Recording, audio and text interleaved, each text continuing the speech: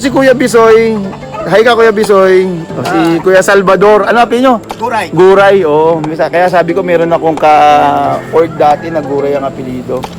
So ang sistema ganyan. Pero naisip ko Kuya Bisoy, iangat natin yung patukan pagtagal. Pwede. Oo. Para hindi nila na ano.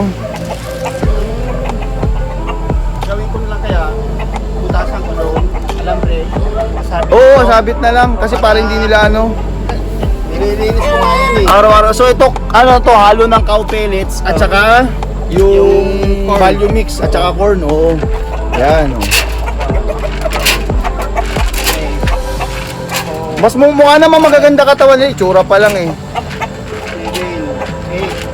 Simple lang. Video natin si Kuya Bisoy ha. Kuya Bisoy, ilan yung average na nakukuha mo sa isang araw? Sa umaga ilan? Sa tuwing hapon lang. Hapon na lang kuha mo. Tuwing hapon lang ako, mga 6, minsan 7.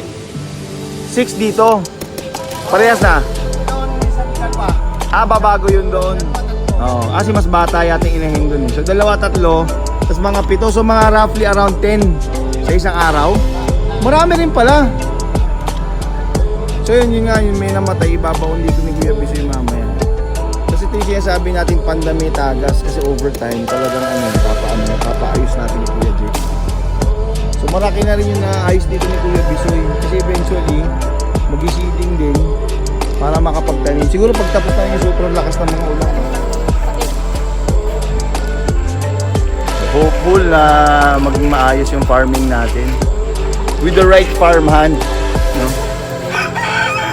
Ika nga lang laging sabi sa akin ni Mang Ramon, iba yung pag may malasakit eh. Kasi, Nakakain na sila. I could dance for you.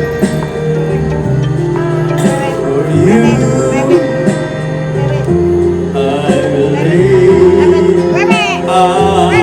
Group namin. Okay na yan kuya, ganit na eh. So ito, ang tagal na nito, since 2019 to, gumagana pa rin. Siguro mag-oil na lang tayo sa susunod. thank you.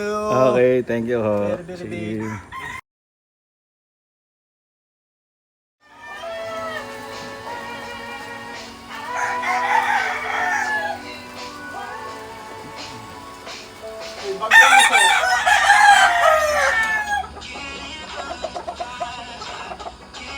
$1,894.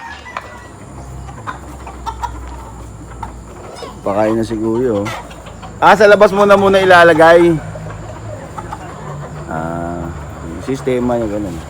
Hindi niya agad ilalagay. Kakalat niya na muna lahat bago niya ilagay. Ayos din yung sistema mo Kuya. Kain silang masarap oh.